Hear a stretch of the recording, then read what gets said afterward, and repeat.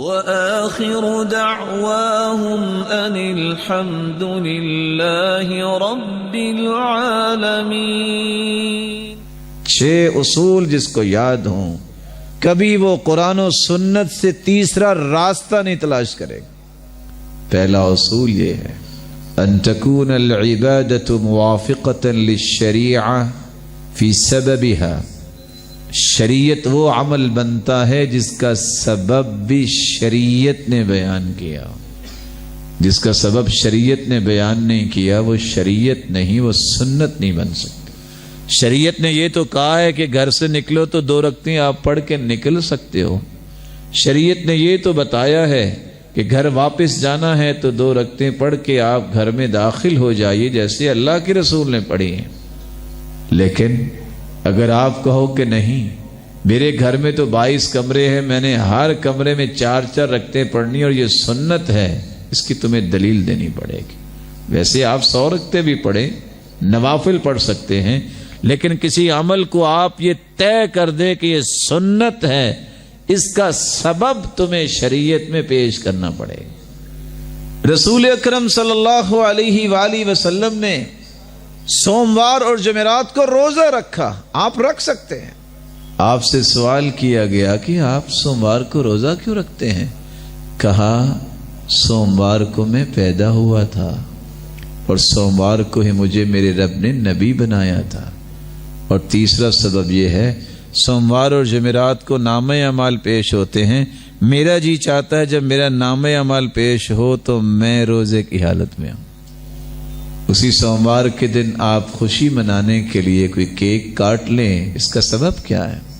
نبی تو اس دن روزہ رکھتے تھے۔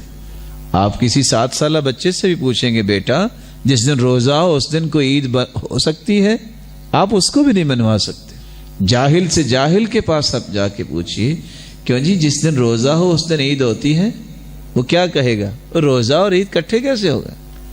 سبب شریعت میں ہوگا تو شریعت ہے، نہیں اس کو آپ سنت نہیں کہہ سکتے، اس کو آپ دین نہیں کہہ سکتے۔ ان تکون العبادۃ موافقۃ للشریعہ فی جنسها، شریعت وہ ہے، سنت وہ ہوگی جس کی جنس بھی شریعت نے طے کر دی ہے۔ آپ نے ہرن تو دیکھا ہوگا، دیکھا کہ نہیں دیکھا؟ لاہور والے چپ کر گئے ہیں، یہ آپ کے پاس چڑیا گھر بھی ہے، کبھی نہیں گئے؟ کہتے ہیں ہرن لذیذ بھی ہوتا ہے، اور نیل گائے کی بھی بڑی شہرت ہے کہ بڑی لذت والی ہوتی۔ کیوں جی قربانی پہ ہو سکتی؟ حلال نہیں ہے یہ، لذیذ نہیں ہے یہ، تو کیا ہے اس کو قربانی پہ کر لیں آپ؟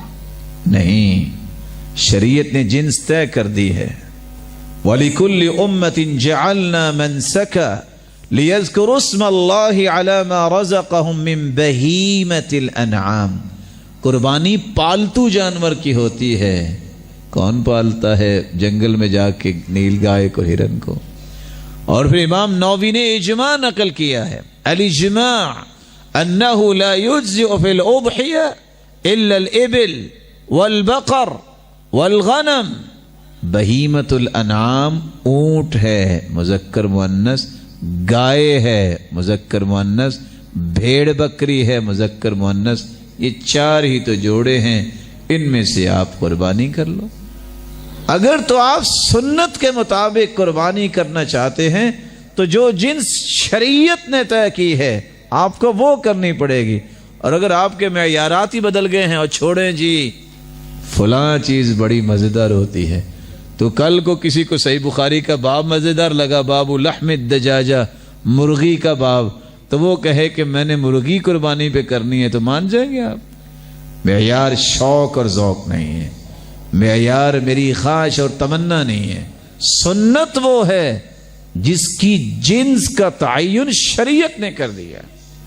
تیسرا اصول ان تکون العبادۃ موافقۃ للشریعہ فی کیفیتها، سنت وہ عمل ہوتا ہے میرے محترم جس کی کیفیت، جس کی ترتیب شریعت نے خود بتا دی۔ شریعت نے نماز کی اور وضو کی ایک ترتیب بتائی اور کیفیت بتائی۔ سب سے پہلے وضو میں کیا دھوتے ہیں؟ اگر کوئی بندہ بیٹھا یہ کہہ دے او بڑی تھکاوٹ ہے جی، آج نہ پہلے پاؤں دھوتے ہیں پھر چہرہ دھو لیں گے. کام وہی کرے جو وضو میں کرتے ہیں. وضو ہو جائے گا اس کو بھی, کام تو وہی کیا ہے نا. ہم بھی جب کسی سے گزارش کرتے کہتے حرج کیا ہے, نیکی کا کام ہی ہے نا. اللہ کے رسول صلی اللہ علیہ وسلم نے نماز کی بھی ایک کیفیت بتائی ہے, پڑھ کے دکھائی ہے. پہلے قیام ہوتا ہے, پھر رکوع ہوتا ہے, پھر سجدہ ہوتا ہے. اگر کوئی کہے بس جی مولانا صاحب آپ کو کیا پتا ہے, آپ کبھی کوئی بازار گئے, بڑی تھکاوٹ ہے, تو آج پہلے 2 سجدے کر لیتے ہیں, بعد میں رکوع کر لیں گے, اٹھ کے قیام کر کے سلام پھیر لیں گے. چیزیں تو وہی ہیں, لیکن یہ سنت نہیں ہوگی, یہ شریعت نہیں ہوگی. سنت اسی کو کہتے ہیں جس کی کیفیت محمد مصطفیٰ نے بیان کر دی ہے, کر کے دکھا دیا ہے. کان اذا قام من اللیل کبر ورفع یدیہ حذو منکبیہ او حیال اذنیہ. کیفیت طے ہے. اللہ کے رسول جب بھی نماز کے لیے کھڑے ہوتے تو دونوں ہاتھوں کو کندھوں کے برابر لے آتے یا کانوں کی لو تک اٹھاتے. یہ ہے سنت. یہ سنن نبی داؤد کی روایت ہے کہ صحابہ سینے تک اپنے ہاتھ اٹھاتے. جو شخص کانوں سے بھی اوپر ہاتھ لے جاتا ہے, اگر دنیا میں کوئی حدیث ہے تو وہ بتانی چاہیے تاکہ اس پہ عمل ہو سکے. جو طریقہ رسول اللہ سے صحیح سند سے ثابت نہیں ہے وہ سنت نہیں ہو سکتا.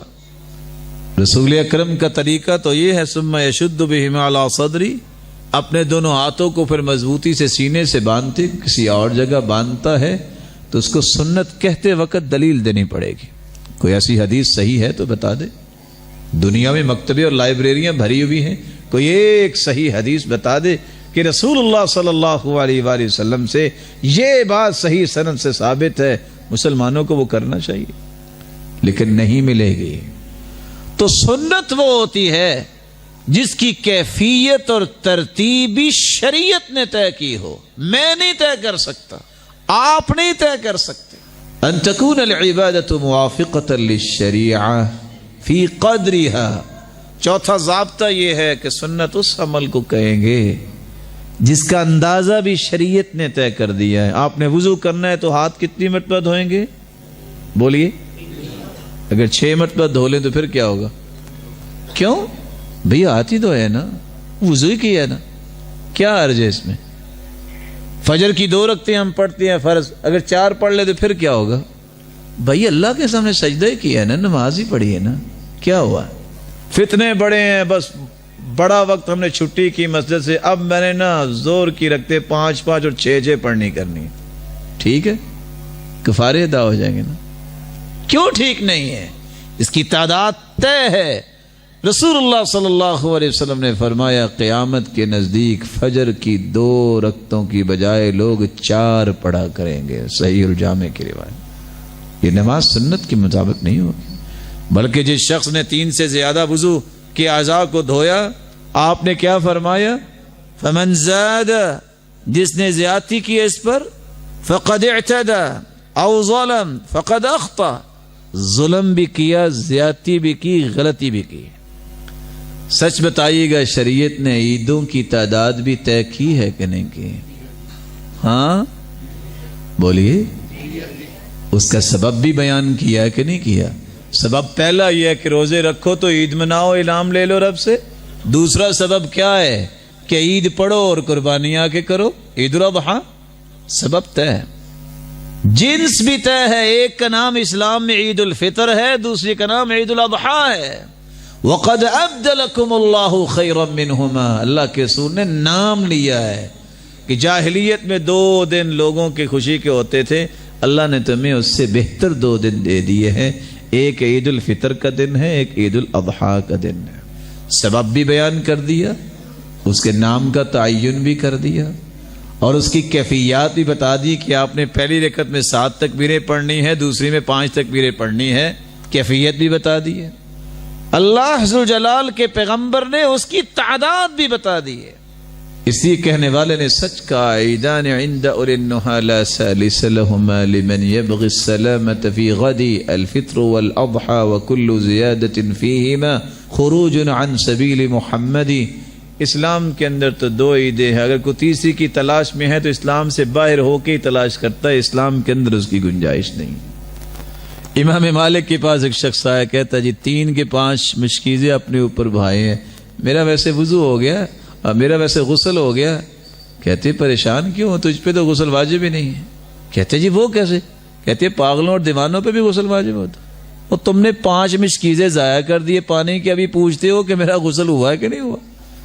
سنت وہ عمل ہوگا جس کا ضابطہ 5واں یہ ہے، ان تکون العبادۃ موافقۃ للشریعہ فی مکانها، ایک جگہ کو طے کر دیا اللہ تعالیٰ نے، اس جگہ پہ وہ کام ہو سکتا، کسی اور جگہ پہ نہیں ہو سکتا۔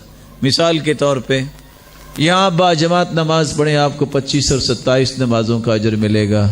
اگر آپ بیت اللہ میں جا کے نماز با جماعت پڑھتے ہیں تو ایک نماز خیر من 100,000 صلاۃ، 1,00,000 نماز سے بہتر اجر ہوگا۔ گویا پاکستان کے اندر 55 سال نمازیں با جماعت ادا کریں، 5 کی 5 ہوں، اس کے مقابلے میں ایک نماز بیت اللہ میں پڑھیں تو آپ کی 55 سال کی عبادت سے وہ ایک نماز بہتر ہے۔ لیکن اگر آپ کسی جگہ کا نام لے لیں کہ یہاں جا کے پڑھیں گے تو اتنے لاکھ کا ثواب ملے گا، مل سکتا ہے؟ کیونکہ اللہ کے رسول نے بتایا ہی بیت اللہ کا۔ یا کچھ لوگ کہیں پھر کیا ہوا، کرونا کی وجہ سے حج بند ہو گیا ہے، آرام سے لاہور کے ساتھ چکر لگاتے ہیں تو طواف تو ہو جائے گا، ہو جائے گا طواف، یہ طواف بیت اللہ کا ہی ہوگا، جگہ متعین ہے۔ حج منا مزدلفہ عرفات میں ہوگا، آپ اپنے گھر کے چکر لگاتے رہیں تو حج تو نہیں ہو جائے گا۔ ان تکون العبادۃ موافقۃ للشریعہ فی زمنها، اللہ نے ایک وقت بھی طے کیا ہے، شریعت نے، اس وقت صبح کی نماز اس وقت ہے، ظہر کی اس وقت، عصر کی۔ میں آپ سے پوچھتا ہوں، یہاں بیٹھے بیٹھے آپ اٹھ کے آپ کہہ سکتے ہیں چلو جی صبح کی نماز ابھی پڑھ لیتے ہیں اور ذرا ٹھنڈی راتیں سکون سے سوئے رہیں گے، پڑھ سکتے ہیں آپ؟ اس کا وقت نہیں۔ اگر آپ کا جی چاہے کہ میں 2-3 سال پہلے گیا تھا جی حج پہ، توبہ توبہ، اتنی گرمی تھی، اتنی بھیڑ تھی، میں نے نا اس سال ایک کام سوچا ہے، آرام سے محرم کے آخر میں جاؤں گا، مزدلفہ بھی خالی ہونا ہے، منا بھی خالی ہونا ہے، ٹھاٹ سے عرفات میں بھی بیٹھیں گے اور خوب کٹائی کریں گے، شیطان کی کنکریاں ماریں گے، ہو جائے گا حج محرم میں۔ الحج اشہر معلومات، حج کے مہینے طے ہیں، آپ انہی مہینوں میں حج کر سکتے ہیں، وہ شوال، ذوالقعدہ اور ذوالحجہ ہے۔ اللہ ذوالجلال ہمیں ان 6 اصولوں کو یاد رکھنے اور اس کے مطابق اپنی زندگی کو چیک کرنے کی توفیق عطا فرمائے۔